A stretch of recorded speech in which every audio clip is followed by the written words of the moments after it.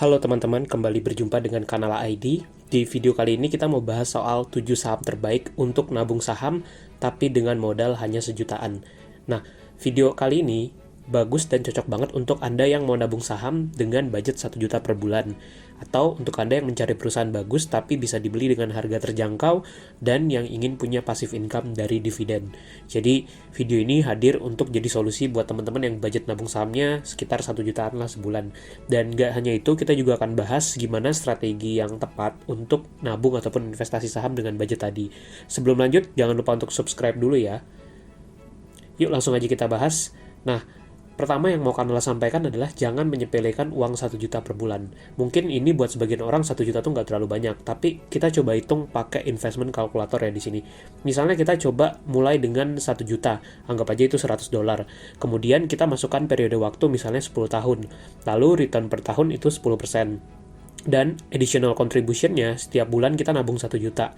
Dan kita kalkulasi ketika tahun ke-10, dana 1 juta yang kita tabung setiap tahun tadi dengan return 10%, itu bisa jadi 200 jutaan. Kalau return-nya 10% dan kita konsisten nabung selama 10 tahun. Nah, bayangkan kalau tadi kita tingkatkan lagi, jadi misalkan 25 tahun. Nabung sejuta sebulan selama 25 tahun, itu kita bisa mencapai lebih dari 1,2 miliar. Contoh perhitungannya seperti ini misalnya. Dan jangan lupa, ini adalah kondisi ketika kita belum memperhitungkan dividen yang kita dapat setiap tahun. Kemudian seiring naiknya karir atau bisnis kita, tentu kemampuan investasi kita bukan lagi 1 juta, tapi bisa jadi 10 juta atau mungkin 100 juta sebulan. Jadi seiring naiknya karir ataupun bisnis Anda, tabungan investasi Anda tuh bisa makin besar lagi. Dan jangan lupa, ketika kita membeli perusahaan yang bagus, kita tuh membeli mesin pencetak uang istilahnya gitu. Nah, langsung aja saham pertama yang menurut Kanala bagus kalau budget kita 1 jutaan adalah 3 bank BUMN yang besar di Indonesia, yaitu Bank BRI, Bank BNI, dan Bank Mandiri. Harga sahamnya ini cukup terjangkau. Kenapa? Karena dengan budget 1 jutaan tuh kita udah bisa nih beli bank-bank bagus ini. Misalnya untuk BRI saat video ini dibuat, harga per lot atau 100 lembar itu sekitar 300 ribuan. Kemudian kalau BNI mungkin 450 sampai 500 ribuan saat video ini dibuat. Dan kalau untuk Mandiri sekitar 500 ribuan lah per bulan. Video dibuat di September 2020. Nah, buat teman-teman yang penasaran gimana kinerja bank-bank ini, ingin lihat analisis lengkapnya, bisa tonton video ini. Judulnya 5 saham bank terbaik untuk investasi jangka panjang.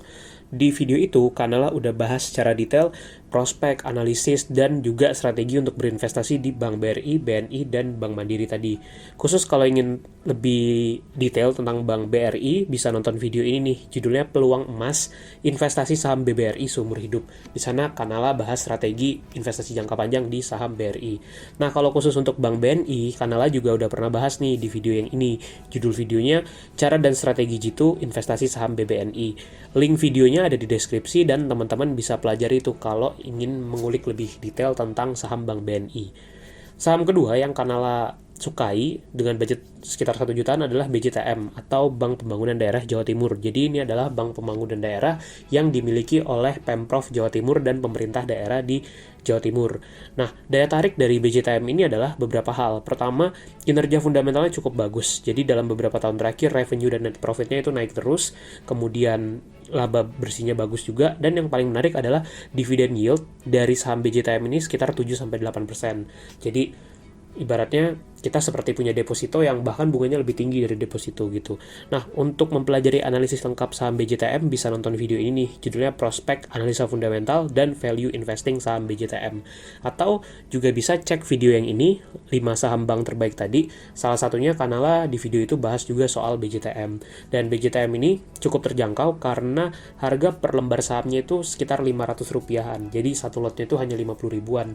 Jadi kalau budget Anda sejuta, tiap bulan tuh sebenarnya Anda bisa beli 10-20 lot BJTM lah gitu. Nah, saham yang ketiga untuk consumer nih, buat yang suka sektor consumer, ada Sido Muncul dan Ultra Jaya atau ULTJ.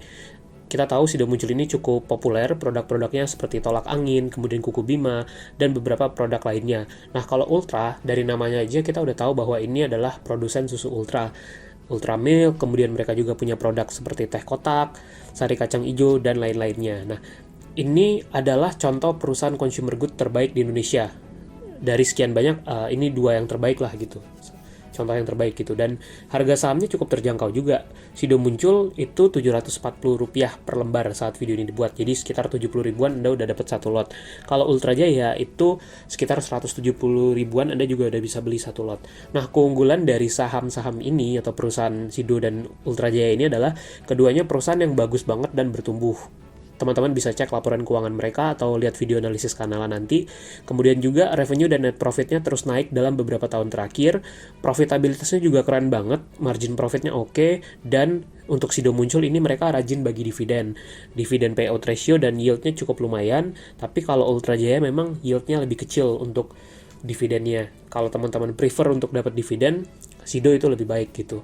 Nah, buat yang ingin belajar analisa fundamental lengkap saham Sido Muncul dan Ultra Jaya, bisa nih nonton video-video ini nih. Karena udah pernah bahas soal Sido Muncul di 2 video ini, linknya ada di deskripsi, teman-teman bisa cek dan tonton juga kalau ingin mempelajari Sido secara lebih detail.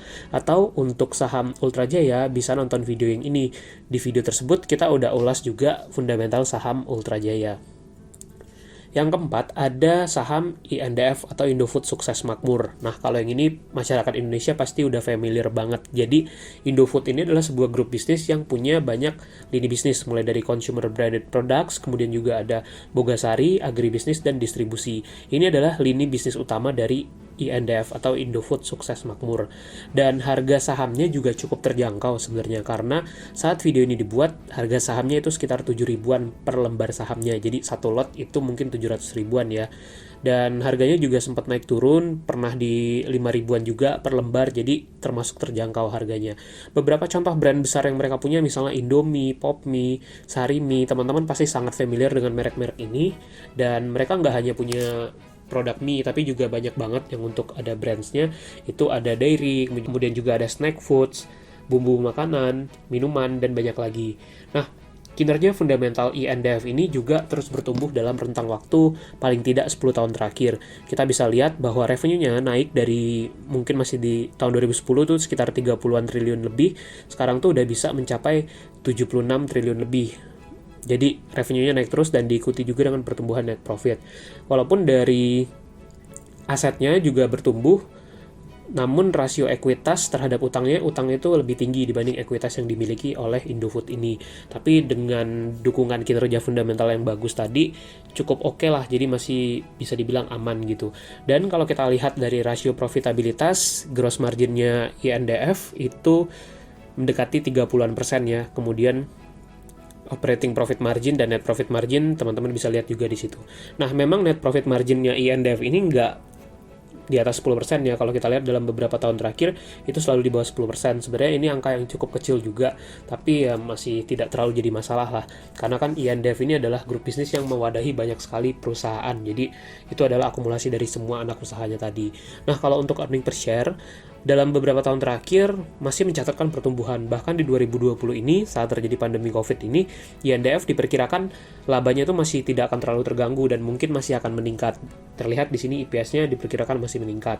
Nah, dividen mereka juga rutin kok tiap tahun bagi dividen. Terlihat ini historis sejak 2015 mereka selalu konsisten membagi dividen dengan nilai yang cukup lumayan. Kalau kita bandingkan dengan harga saham tadi 5.000, 6.000 atau 7.000-an itu masih cukup lumayan. Nah, dari sisi likuiditas kita coba lihat misalkan dari return on equity, dari debt equity ratio tadi memang utangnya lebih tinggi dibanding ekuitas yang dimiliki. Tapi secara rasio keuangan lain itu masih cukup baik gitu. Nah, valuasi ini yang paling menarik dari saham INDF ini. Jadi kita bisa beli perusahaan raksasa dengan valuasi price earning ratio sekitar 10 kali. Jadi 10-11 kali lah. Ini cukup terjangkau sebenarnya kalau untuk sektor consumer goods. Dan kalau dari book value ratio 1,5 kali. Jadi ya masih cukup oke lah valuasinya. Nah, kesimpulannya kalau buat Indofood ini adalah menurut Kanala valuasinya murah atau terjangkau. Kemudian kinerjanya bagus. Dan yang ketiga ini adalah perusahaan raksasa yang masih terus bisa bertumbuh. Dan mereka juga karena rutin bagi dividen setiap tahun bisa jadi salah satu sumber passive income Anda untuk dapat dividen tiap tahun nantinya. Walaupun dari rasio profitabilitas tadi Indofood ini masih cukup kecil ya net profit marginnya kalau kita bandingkan dengan sektor consumer lainnya. Nah, yang kelima, ini cocok nih untuk teman-teman yang ingin koleksi saham batubara. Ada saham PTBA atau PT Bukit Asam. Jadi ini adalah salah satu perusahaan batubara terbesar dan terkemuka di Indonesia. Bahkan bisa dibilang juga ini adalah perusahaan batubara terbaik di Indonesia kalau menurut Kanal ID. Kenapa? Karena mereka punya kinerja fundamental yang bagus, mereka punya lini bisnis yang banyak juga, dan termasuk salah satu BUMN yang bisa dibilang terbaik lah di Indonesia. Dan untuk analisis detail saham PTBA, sebenarnya Kanala udah pernah bahas di video ini nih, judulnya 5 saham batubara terbaik bisa bikin kaya. Nah, di situ Kanala bahas saham-saham batubara yang bagus dan teman-teman bisa pertimbangkan. Nah, ini gambaran dari lini bisnisnya Bukit Asam ini. Ada batubara tentunya, kemudian juga ada gas, logistik, dan lain sebagainya. Nah, kita coba bedah deh dari keuangannya PTBA dan kinerjanya. Dalam rentang 10 tahun terakhir, peningkatan revenue dan net profit mereka tuh naik terus gitu dan cukup bagus. Kita tahu bahwa sektor batubara itu cukup fluktuatif sebenarnya karena harga batubara berubah-ubah setiap bulan, setiap tahun itu berubah-ubah, dan tapi uniknya atau bagusnya PTBA ini bisa menjaga revenue-nya mereka tuh konstan untuk naik dan net profitnya juga berada dalam tren yang meningkat sebenarnya. Dari sisi struktur asetnya pun, ekuitas dan liabilitasnya juga, ekuitas ternyata jauh lebih tinggi dibanding liabilitas yang mereka miliki, sehingga dari posisi keuangan pun mereka ini punya balance sheet yang kuat sebenarnya. Dan dari rasio profitabilitas kita bisa lihat juga cukup efisien perusahaannya, bisa mencatatkan gross margin yang cukup tinggi dan menjaga net profit margin mereka di angka belasan persen. Bahkan ketika 2017 dan 2018 itu cukup tinggi sebenarnya net profit margin mereka. Ini kita bisa lihat mereka net profit margin itu selalu konsisten di atas 15%, bahkan ada tahun-tahun ketika mereka bisa mencatatkan net profit margin di atas 20%. Artinya labanya besar gitu, dan perusahaan ini bisa dibilang cukup efisien. Dari sisi ROE atau return on equity juga mereka bisa konsisten di atas 15%, tetap menjaga di level yang cukup baik. Artinya perusahaan ini efisien dalam memaksimalkan ekuitas yang mereka miliki. Nah, daya tarik lain dari saham PTBA ini adalah dividennya yang cukup besar gitu, dan mereka setiap tahun bagi dividen. Ini bisa lihat terakhir di 2019 itu mereka bagi dividen Rp326 gitu. Jadi cukup besar kalau kita bandingkan dengan harga saham yang ada di saham PTBA ini.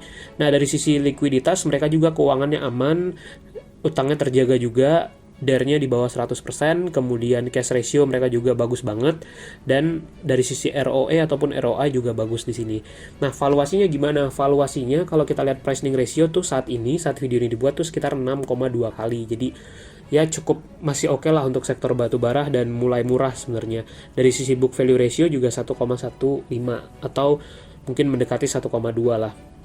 Nah, tapi meskipun ini saham yang bagus, teman-teman perlu ingat bahwa sektor batubara itu fluktuatif, harga batubara itu bisa naik turun, dan ini bisa berimbas pada harga sahamnya. Bisa ada tahun tertentu ketika harga sahamnya tinggi banget, tapi ada juga tahun tertentu ketika saham PTBA atau saham batubara lain tuh turun banget. Nah, yang keenam ada saham ASII atau Astra International. Ini salah satu perusahaan raksasa juga di Indonesia. Mereka punya banyak lini bisnis, punya bisnis dari otomotif, jasa keuangan, alat berat, pertambangan, dan banyak lagi. Dan termasuklah salah satu saham blue chip atau saham unggulan di Indonesia. Ini tadi detail dari lini bisnis yang mereka miliki, ada agribisnis, infrastruktur, teknologi informasi, properti, otomotif, dan banyak lagi detailnya di situ. Jadi ini kalau teman-teman ingin perusahaan yang bergerak di banyak bidang, nah Astra International ini cocok sebenarnya untuk dikoleksi.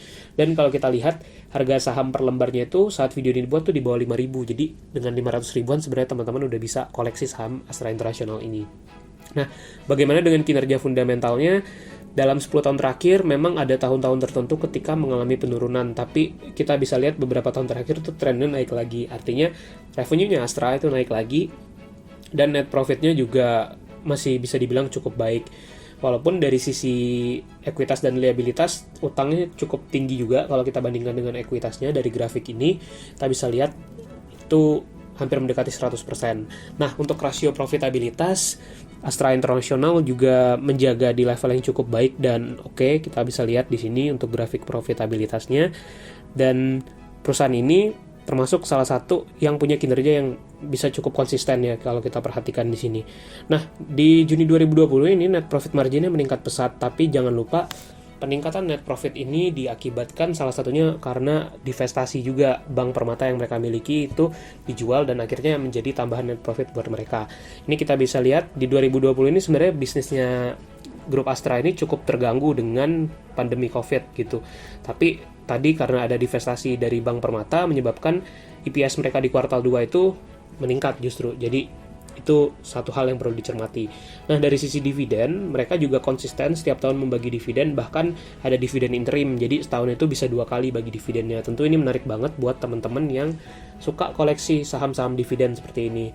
Dan kalau kita perhatikan dari sisi valuasi, untuk Astra ini PE ratio-nya di bawah 10. Jadi untuk sebuah perusahaan blue chip dan yang sangat luas ya cakupan bisnisnya, ini bisa dibilang cukup menarik lah harganya gitu dengan valuasi seperti ini. Price book value ratio-nya 1,2 kali, jadi dihargai 1,2 kali di atas nilai buku dari perusahaan Astra International ini. Jadi secara valuasi dia cukup terjangkau. Kemudian kalau kita perhatikan juga dari ROE ada di 14%-an. Tentu harus kita cermati laporan keuangan dari tahun ke tahun supaya kita tahu trennya seperti apa. Nah, kesimpulannya kalau buat Astra International ini adalah mereka ini perusahaan raksasa dengan lini bisnis yang banyak. Kemudian walaupun kondisinya sangat besar, tapi Astra ini masih mencoba untuk tumbuh dan kinerjanya masih bisa terbilang bagus. Mereka juga rajin bagi dividen, jadi ini bisa jadi sumber dividen atau passive income buat teman-teman yang ingin nabung saham tapi tetap dapat passive income gitu istilahnya. Dan valuasinya cukup murah. Nah, saham ketujuh yang Kanal AI dibahas di video kali ini adalah Telkom Indonesia. Jadi, tentu kita nggak bisa memisahkan saham Telkom di dalam portofolio kita kalau memang teman-teman suka atau tertarik dengan sektor telekomunikasi. Dan ini salah satu perusahaan terbesar di Indonesia juga. Mereka punya lini bisnis yang juga banyak. Dan harga sahamnya itu sedang murah karena dalam beberapa tahun terakhir penurunan harga saham Telkom itu cukup dalam, sehingga saat video ini dibuat kita bisa beli saham Telkom itu sekitar 260 ribuan lah per lotnya itu gitu.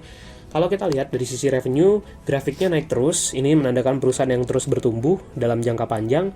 Revenue naik, net profit juga ikut naik gitu, walaupun 2018 sempat turun ya net profitnya kalau kita bandingkan dengan 2017.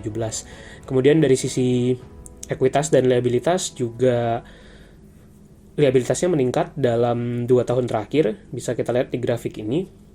Walaupun dengan kondisi keuangan Telkom bisa dibilang ini cukup kuat lah perusahaannya. Nah, bagaimana dengan rasio profitabilitas? Kita coba lihat konsistensi dari profitabilitas Telkom memang masih ada di angka belasan persen, sehingga bisa dibilang cukup baik lah, walaupun di 2018 dan 2019 itu sempat turun. Nah, dari sisi ROE atau return on equity juga konsisten di atas 15%. Buat Kanala, perusahaan yang ROE-nya di atas 15% termasuk cukup bagus dan mereka punya kinerja yang oke gitu, kalau dari sisi ROE. Nah, bagaimana dengan EPS atau earning per share? Untuk Telkom ini 2020 diperkirakan justru akan naik gitu. Walaupun tahun ini bisnis kan pada turun ya karena pandemi COVID, tapi Telkom diperkirakan masih akan naik, dan ini bisa jadi salah satu modal bagus untuk saham Telkom ini. Dan payout ratio dividen mereka pun cukup lumayan sebenarnya, sehingga terlihat mereka konsisten selalu membagi dividen setiap tahun dengan jumlah yang cukup lumayan lah yieldnya untuk saham atau untuk perusahaan sebesar Telkom ini. Jadi mereka juga bisa jadi salah satu sumber dividen buat teman-teman gitu. Nah, bagaimana dengan valuasinya?